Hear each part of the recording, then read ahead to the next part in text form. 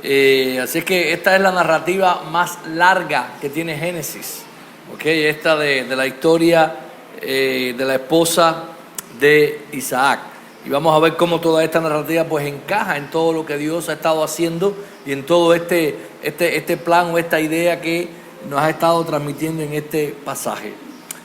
Morir en paz es una de las tendencias, si usted las busca hoy en día, donde las personas buscan una y otra vez. Una de las preocupaciones más grandes también de la medicina moderna es indiscutiblemente la muerte. En un artículo especial titulado ¿Qué puede ayudarnos a morir en paz?, escrito por varios profesores de la Facultad de Psicología de la unidad de la Universidad de Barcelona, escriben lo siguiente. Dice que adicionalmente la medicina ha considerado a la muerte explícita o tácitamente como su principal enemigo. Y por ello su objetivo fundamental ha consistido y sigue consistiendo en la actualidad en investigar continuamente con el fin de descubrir los medios capaces para eliminar una cosa, o sea, para poder eliminarla completamente, las causas que llevan a la muerte a lo largo de la historia.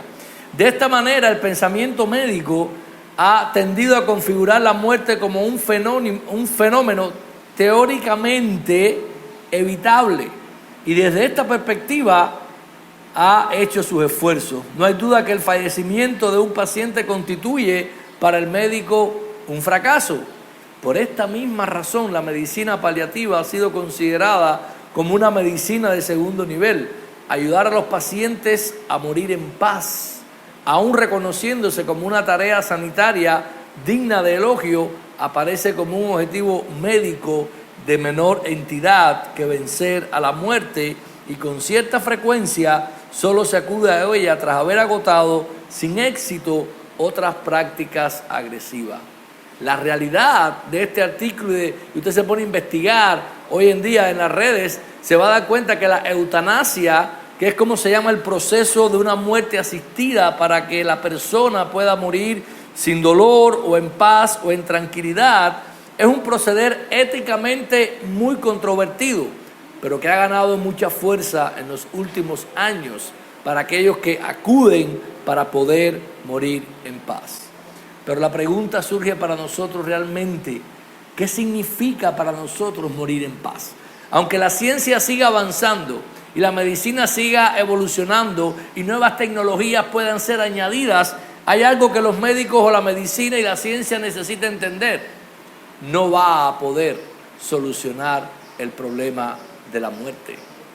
Va a tener que lidiar con ella de alguna u otra manera. Entonces la realidad sería cómo podemos nosotros morir y morir bien. Esta historia que acabamos de leer habla acerca de la muerte de Abraham, la manera en que Abraham murió, y habla también de que él pudo morir en paz y en tranquilidad. Si vamos ahí al capítulo 24, el 25, a partir del versículo 7 dice: estos fueron los días que vivió Abraham, 165 años, y exhaló el espíritu, y murió Abraham en buena vejez, anciano, lleno de años, y fue unido a su pueblo. Y la descripción de la muerte de Abraham, de hecho, es la mejor descripción de la muerte de los patriarcas que nosotros vamos a encontrar en todas las escrituras. Y él murió, pudiéramos decir de esta manera, en paz y en tranquilidad. Pero ¿qué fue lo que le dio a Abraham que pudiese morir de esta manera?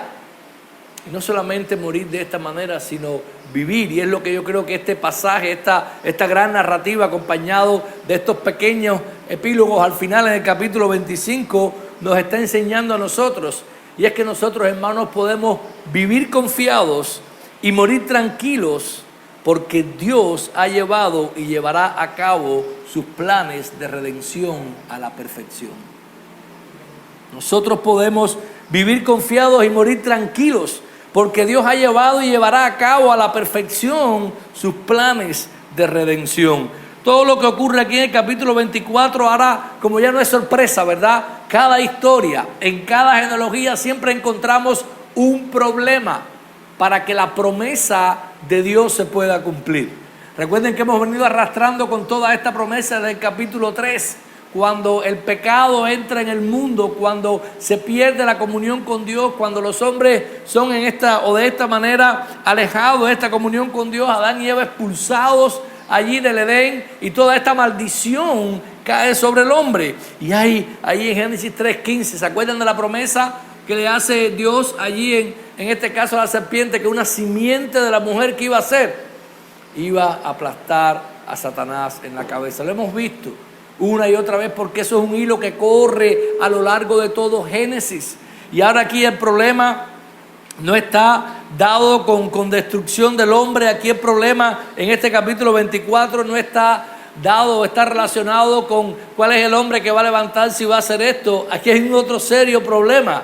Y el problema en esta historia está relacionado específicamente con que no hay esposa para Isaac. No hay madre para Israel. Fíjense cómo empieza la primera escena de este pasaje, que va del 1 al 9. La primera escena habla acerca, y de hecho habla de una fe inquebrantable. Dice: ahora Abraham era ya viejo, avanzado en años, y Jehová lo había bendecido a Abraham en todo. Abraham era viejo, era avanzado en años y estaba bendecido. Él no tenía ninguna otra necesidad, ¿verdad? En este sentido.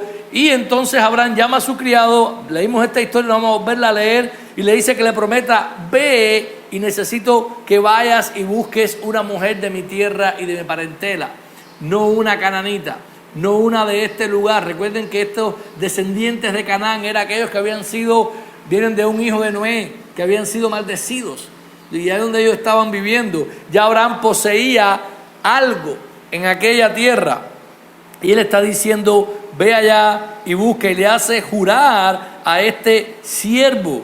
Y lo que vemos ya en estos años finales de Abraham es que en esta escena Abraham tiene una fe inquebrantable. Abraham conoce a Dios. Recuerden que él había pasado por muchas cosas anteriormente. Recuerden que su fe incluso había fallado en momentos anteriores, cuando presentaba a Sara como su hermana. Pero en el capítulo 22 vemos a Abraham ya llevando a Isaac, el hijo de la promesa, a ser sacrificado. Y en este momento, a pesar de que Isaac en este momento tiene alrededor de 40 años y todavía no tiene mujer, y él no quiere que tome ninguna cananita, le dice: ve a la tierra de mi parentela. Y hay varias cosas que ponen en peligro aquí el que exista ahora esa mujer que pueda dar a luz a la simiente que vendría. Uno, le preocupa que él no tiene esposa, ¿ok? Le preocupa que su hijo tome esposa de las hijas de los cananeos. Y también le preocupa que su hijo Isaac abandone la tierra prometida. 2 veces en el pasaje él le dice: asegúrate de que Isaac no vaya allá.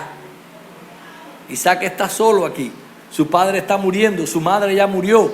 Y quizás Abraham teme de que si Isaac va a Harán, a la tierra de su parentela, se quede por allá y se establezca. Está viviendo en un lugar donde todos los que están a su lado son de alguna manera hostiles o extranjeros. Ellos son extranjeros en esa tierra. La única propiedad que tienen es un sepulcro que Abraham había acabado de encontrar para enterrar a Sara. Pero él le dice que asegúrate de que él no vaya allá. Y en versículo 7, mientras él está dando la instrucción, miren cómo Abraham estaba seguro de lo que va a pasar. Jehová Dios de los cielos, que me tomó de la casa de mi padre y de la tierra de mi parentela, y me habló giró diciendo: a tu descendencia daré esta tierra. Él enviará su ángel delante de ti. Él enviará su ángel delante de ti. Abraham estaba seguro que iba a mandar el ángel. De hecho, él exonera al criado en un momento determinado y le dice: si la mujer no quiere venir, no hay ningún problema, tú quedas libre de esta promesa que tú me estás haciendo. Pero yo quiero que tú vayas a la tierra de mi parentela y traigas una mujer para mi hijo. Y Abraham estaba mandándolo confiado de que Dios iba a mandar a su ángel delante de él. Y estas son las 3 cosas o las 3 preocupaciones que él va teniendo. Entonces él manda a su ángel, el ángel hace todo este ritual de juramento de poner la mano debajo del muslo, como se ve ahí, era un juramento importante en aquella cultura, y él jura que lo va a hacer, y entonces aquel hombre sale para aquel lugar. La segunda escena, que va del 10 al 27, pues vemos aquí entonces que efectivamente Dios manda el ángel delante del siervo de Dios. Fíjense que lo primero que ocurre aquí es que él pone una prueba para que Dios responda. Los versículos del 12 al 14 dijo: oh Jehová, Dios de mi Señor, dame te ruego el tener hoy buen encuentro y haz misericordia con mi señor Abraham. He aquí yo estoy junto a la fuente de agua. De las hijas de los varones de esta ciudad salen por agua. Sea pues con la doncella a quien yo dijere: baja tu cántaro, te ruego, para que yo beba. Y ella respondiese: bebe, y también daré de beber a tus camellos, que esta sea la que tú has destinado para tu siervo Isaac. En esto conoceré que habrás hecho misericordia con mi Señor. El siervo le pone a Dios una prueba específica. Dice: yo necesito que tú me des esta prueba específica, y que a la que yo le diga esto y me responda de esta manera, esta va a ser la que tú has enviado. Nosotros sabemos todo lo que ocurre en la historia, ¿verdad? Lo acabamos de leer. Él va a aquel lugar y de hecho ocurre de la misma manera. Él no tuvo que estar escogido entre 3 o 4 doncellas que venían. La primera que vino, ahí estaba. Dice que se acercó de ahí Rebeca, que había nacido a Betuel, hija de Milca, mujer de Nacor, hermano de Abraham, y que salía con su cántaro. Nos da toda la información de quién era Rebeca. Es curioso porque si vamos al capítulo 22, versículo 22, se nos da la información allá de una manera anticipada. A partir del versículo 20 dice: aconteció que después de estas cosas fue dada noticia a Abraham diciendo: y aquí también Milca ha dado a luz a Nacor tu hermano, Uz de sus primogénitos, Buz hermano de Cuen, Keset, Azot, Jifat y Betuel. Y Betuel fue el padre de Rebeca. Estos son los 8 hijos que dio a luz Milca de Nacor, hermana de Abraham. Ya el ángel de Jehová estaba preparando, y el escritor nos está preparando para ver la manera en que providencialmente Dios guía a este hombre. Y fíjense que nos narra acerca de la primera escena, la segunda escena donde él va a llegar hasta allá, que son alrededor de 600 kilómetros. Solamente se narra en un versículo. Y después el autor hace todo este énfasis en este momento, en la prueba que pone él, la manera en que Rebeca sale y simplemente ella dice, ella hace todo lo que él había dicho, y Dios entonces hizo que todo funcionara de una manera perfecta. Él al final en el versículo 23 dice: ¿de quién eres hija? Te ruego que me digas. Y ella responde: soy hija de Betuel, hija de Milca, el cual dio a luz a Nacor. Y añadió: también hay en nuestra casa paja, mucho forraje y lugar. Hermano, es interesante cómo ver que una y otra vez se repite varias veces la manera en que el siervo está diciendo o dice: Dios ha prosperado mi viaje, Dios ha bendecido mi viaje, Dios ha hecho que mi viaje tenga éxito en lo que Él me mandó a hacer. Lo que ocurre finalmente en la última escena de esta historia, que repito es la más larga que tiene el Génesis, es que Rebeca accede a ir.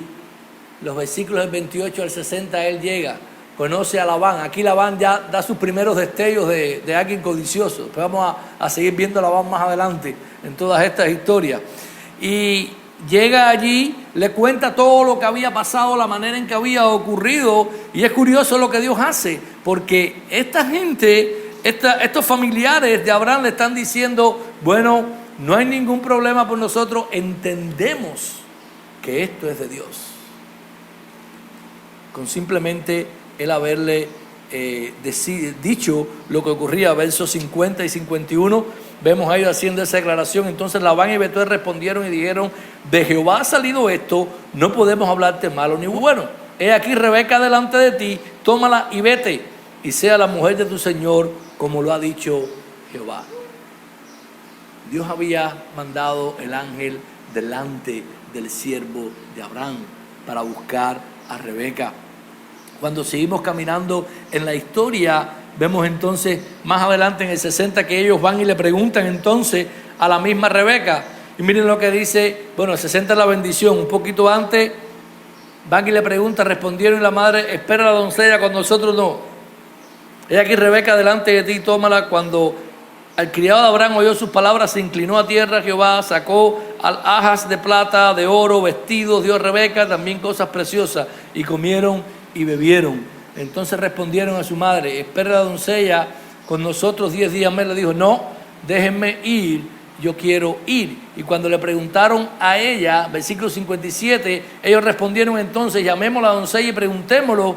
Llamaron a Rebeca y le dijeron, ¿irás tú con este varón? Y ella respondió, sí, iré. ¿Cuántas probabilidades existían de que todas estas cosas hubiesen funcionado de esta manera?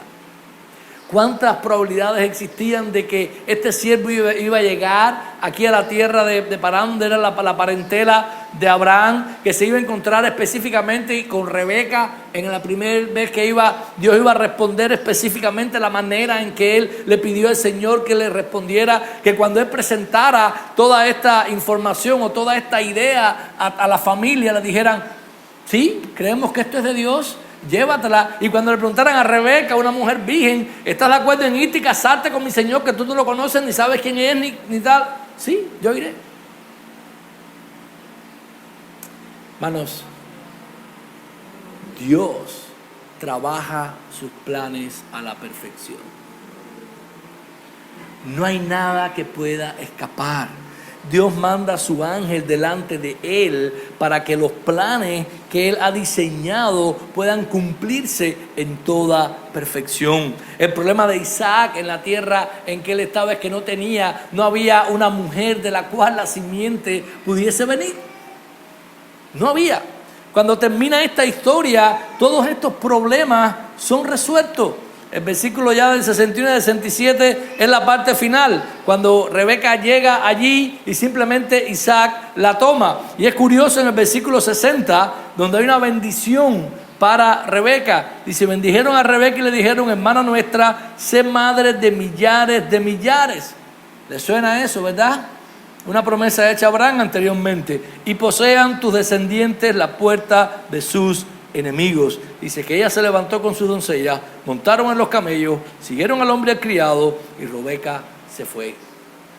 Y después llega, conoce a Isaac y se casa con Isaac. Cuando esta historia del capítulo 24 termina, todas estas interrogantes son resueltas. Ya hay una mujer de la cual puede venir el descendiente que había sido prometido. Ya hay una mujer para Isaac, el hijo de la promesa, en el cual iba a ser llamado descendencia Abraham, que iba a poder multiplicarse, iba a ser madre de millares. Y de hecho, vemos que de Rebeca más adelante, como vamos a ver en los capítulos que vienen, nace Jacob y nace Esaú. Y a partir de Jacob, entonces es que toda la tierra, todo el pueblo de Israel empieza a multiplicarse, le nacen las 12 tribus y de ahí entonces se extiende a lo largo de toda la historia en el Antiguo Testamento. Todas estas personas que estaban en el desierto recibiendo estas historias, cuando Moisés las está escribiendo y las está transmitiendo, estaban entendiendo y comprendiendo que todos esos 2 o 3 millones más o menos que salieron en el Éxodo, millares de millares, venían de esta promesa y de la manera inigualable en la cual Dios había cumplido lo que él había prometido. Y Dios había llamado entonces a Rebeca para que ella respondiera. Ella respondió y fue a este lugar. Hermanos, esta historia es una mezcla de la provisión de Dios, la fe de Abraham, la obediencia del siervo y la disposición de Rebeca. Los hijos de Dios vivimos atados a las promesas de Dios. Nosotros necesitamos esperar en que Dios cumplirá sus promesas. Nunca ha dejado de cumplir ninguna. Por muy difícil que haya estado el panorama, Él siempre lo ha hecho y lo hará. Usted puede abrir su Biblia, leer las promesas y confiar ciegamente en que Dios lo hará. Ciegamente. Porque Dios es un Dios que cumple sus promesas y tiene los medios adecuados para cumplirlas. Dios cumple sus promesas en medio de imposibles. Esto es lo que los cristianos llamamos milagros. Esto es lo que a veces ocurre en el mundo y la gente llama coincidencia. Hubo muchas coincidencias esta semana.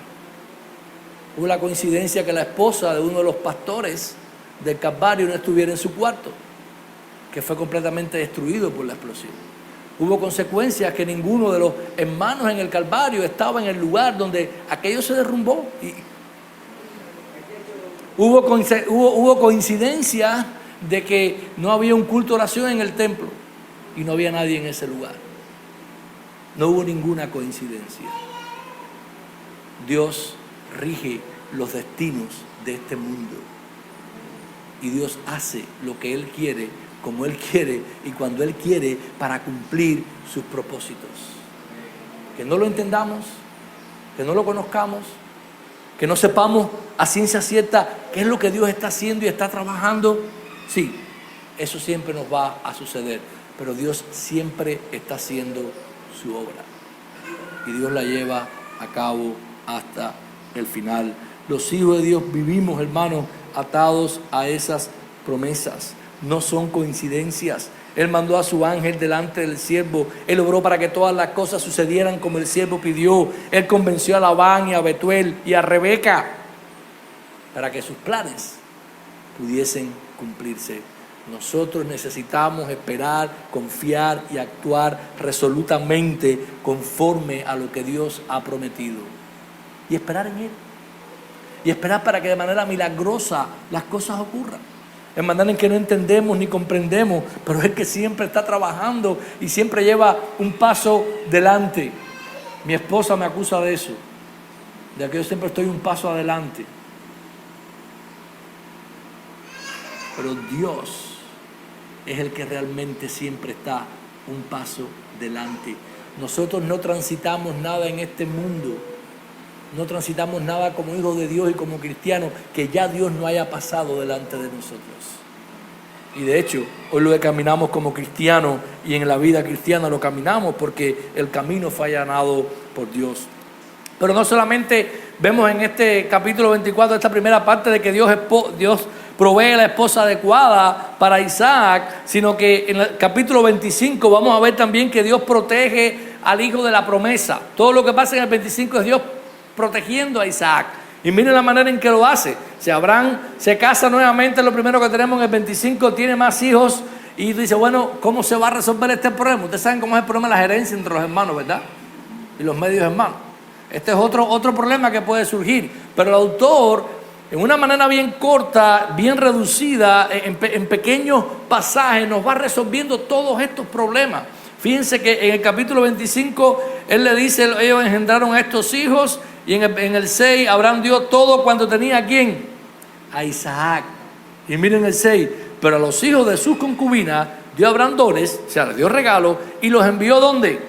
Lejos de Isaac, su hijo, mientras él vivía hacia el oriente y hasta la tierra oriental. Abraham los mandó lejos de su hijo Isaac. Abraham estaba claro de que la descendencia y el hijo de la promesa era Isaac. Le dio todo lo que tenía él, le dio regalos a sus otros hijos y los mandó lejos a otros lugares. En el versículo 7, después del 7 al 11, finalmente muere Abraham. Y esta es la descripción que ahorita leímos, que muere tranquilo, muere en paz.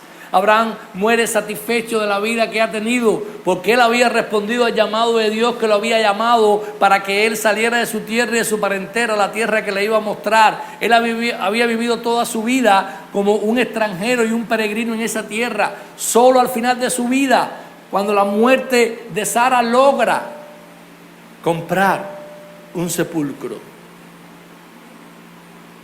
y se muere siendo dueño de un solo sepulcro en la tierra prometida, un lote que tenía un sepulcro dentro de él.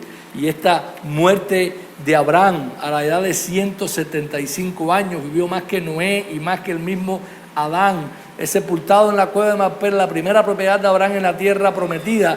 Y es interesante que muere en esta buena vejez, satisfecho, confiado que Dios hace posible todas las cosas. Su hijo está en la tierra prometida, está casado.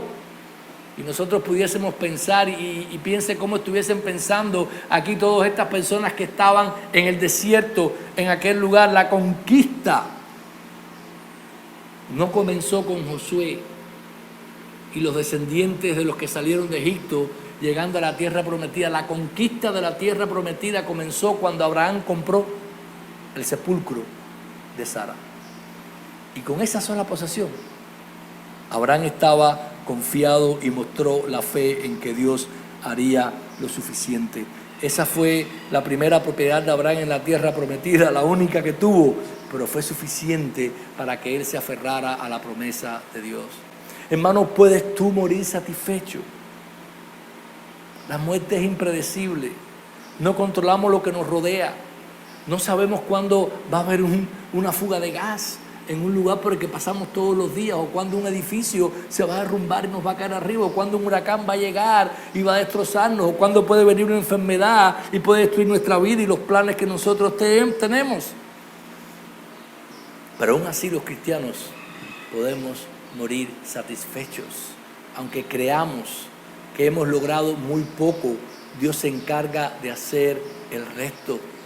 Eso es también lo único que nos queda a nosotros de las posesiones de nuestro Señor.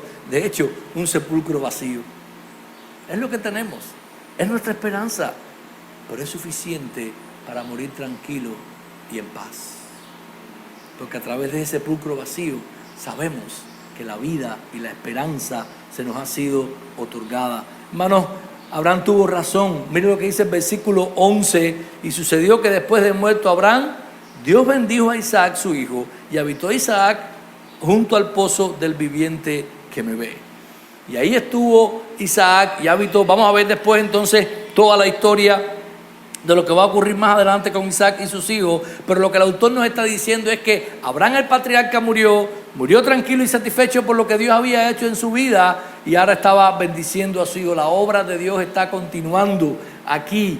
Dios obra, hermanos, en nuestras vidas, y aún aunque nosotros no estemos, Dios no depende de ningún hombre para hacer su obra. Es por amor a sí mismo y a su nombre que Él hace lo que ha prometido.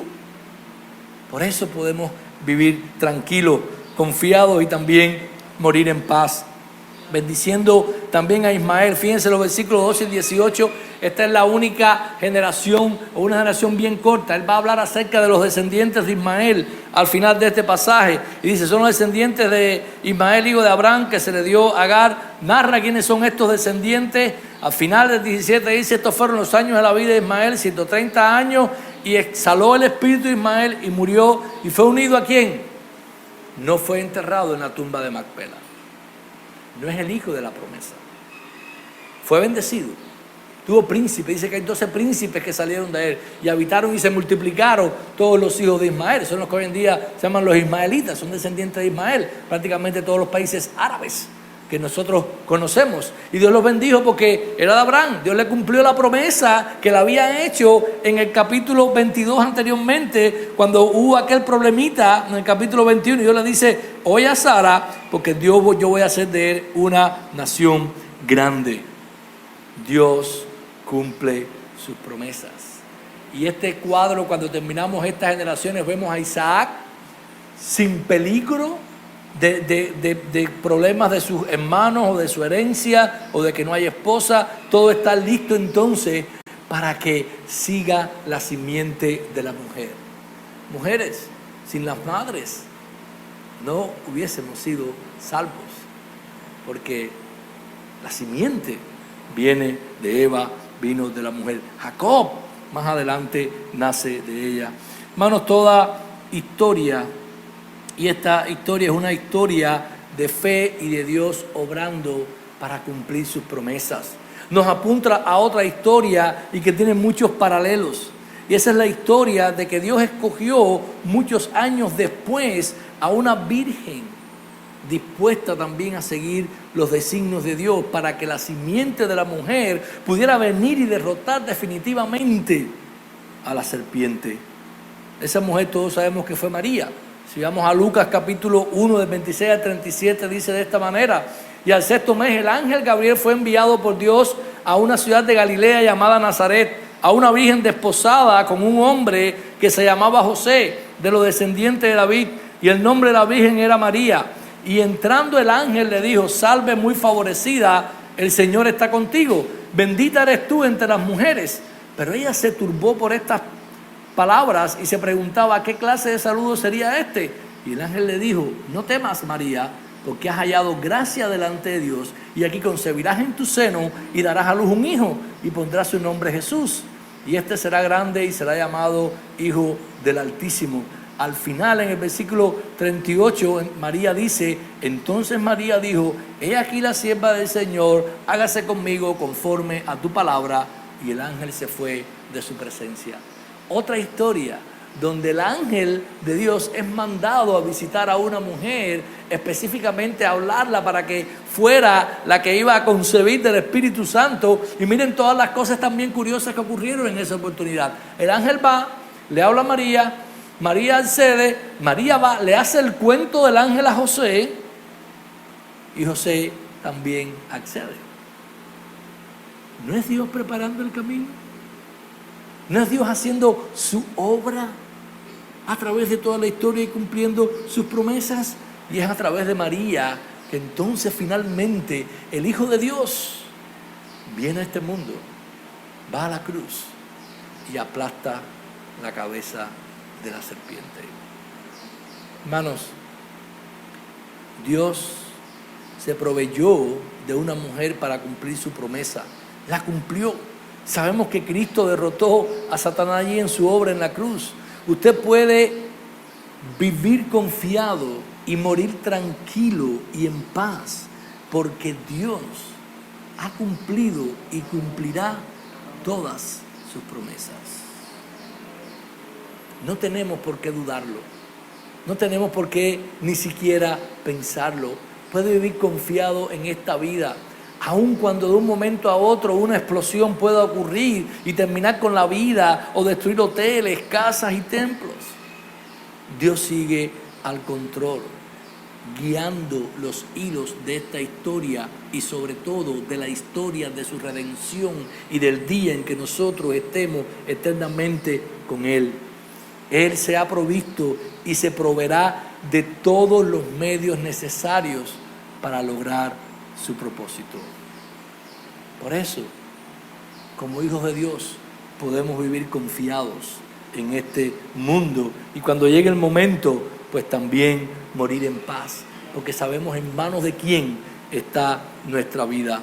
Y de hecho, hoy vamos a estar celebrando la cena y esta cena pues nos habla de alguna manera a nosotros también de que no solamente tenemos la palabra de Dios como garantía de lo que va a ocurrir, no solamente que el Espíritu ha venido sobre nosotros y nos da el testimonio de todas estas cosas y nos hace creer todas estas promesas en fe, también porque a través del sacrificio de Cristo un pacto fue hecho con nosotros. Dios mandó a su Hijo a que muriera por nosotros. El derramamiento de la sangre y su cuerpo partido en la cruz pues es una señal inequívoca, un pacto a muerte que Dios ha hecho con nosotros para que nosotros podamos descansar en esas promesas. Vamos a orar entonces en esta mañana y vamos a tomar la cena del Señor. Padre, gracias te damos en este día, Señor. Gracias por esta tu palabra. Gracias, Señor, porque tú siempre cumples tus promesas y tus obras de manera en que nosotros no podemos ni entender ni comprender para llevar a cabo tus planes y tus propósitos, Señor. Lo que tú has prometido, tú lo vas a cumplir. Te agradecemos porque finalmente la simiente de la mujer venció a Satanás, Señor, en la cruz.